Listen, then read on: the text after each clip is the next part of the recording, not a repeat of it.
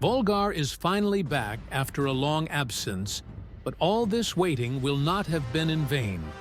This sequel to the 2D platform game, with a typically arcade inspiration, should satisfy old and new players alike, thanks to the optional accessibility features that have been added. Very faithful to the original material, which already had extremely solid foundations, some new features and small changes in terms of gameplay mechanics still appear in this sequel. You will still have access to the double jump, the roll, your sword and your javelins to defend yourself and/or create platforms. As for the change, first of all, say goodbye to the wooden shield that broke after taking 2 hits. You will now constantly have the metal shield. 2 new pieces of equipment appear: the golden boots that strengthen the diving attack, as well as a belt that will allow you, if you block a hit with the shield, to instantly grant you a charged javelin attack. You will notice that the order of recovery of the pieces of equipment has been slightly modified, in particular for the flaming sword, which inflicts more damage, and which is now picked up before the helmet, which accelerates the attack speed.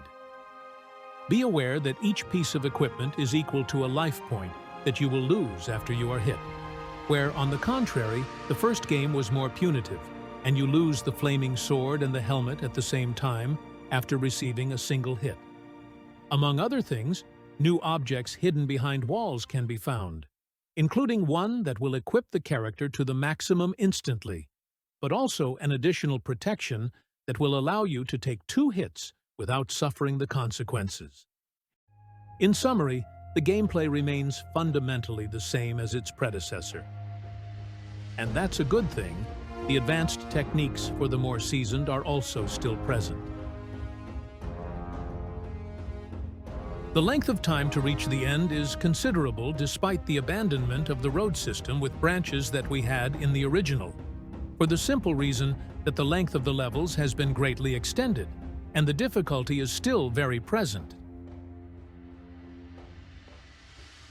Checkpoints have been placed at different locations in the levels that you can choose to destroy if you want a greater challenge, and incidentally to increase your score. Personally, I would rather advise keeping them during a first game. That being said, you have a certain number of lives symbolized by the Valkyrie souls at the top left of the screen. After losing 1, you will logically reappear at the last checkpoint reached. On the other hand, if you lose them all, you will have to start the level again from the beginning, or possibly halfway, if you went there, which is the equivalent of a mandatory checkpoint since the levels are always divided into 2 distinct parts. You will have the opportunity to recover a few rare lives with the Valkyrie, who will come to support you during your adventure. If you unfortunately use too many continues, you will become an undead, which is an irreversible condition unless you delete your save. To make a long story short, this means that you will be invincible, and that now the only way to die will be to fall into a hole. You will therefore have the choice between continuing your game this way and discovering the game in a more relaxed way, but in this case, you will have the bad ending and will not be able to access the secret level.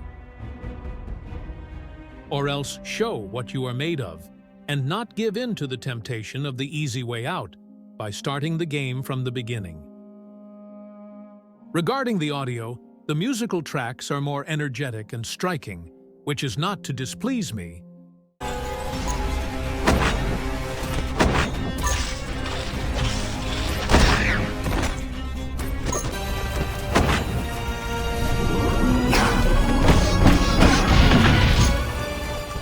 The sound effects have also been improved, and we feel, for example, better the impact of the attacks made by the character.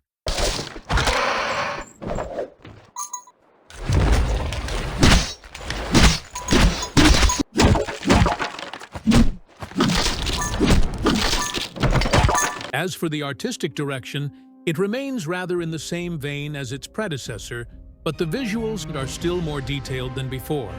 The whole thing obviously still remaining very readable.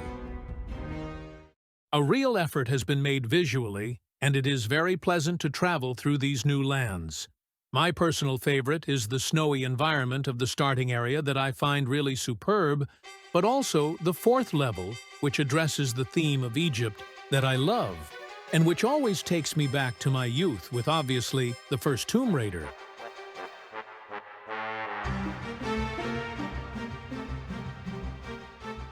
So, to conclude, we have in our hands nothing more nor less than a totally mastered title, which does honor to the first game and will undoubtedly delight fans of the genre.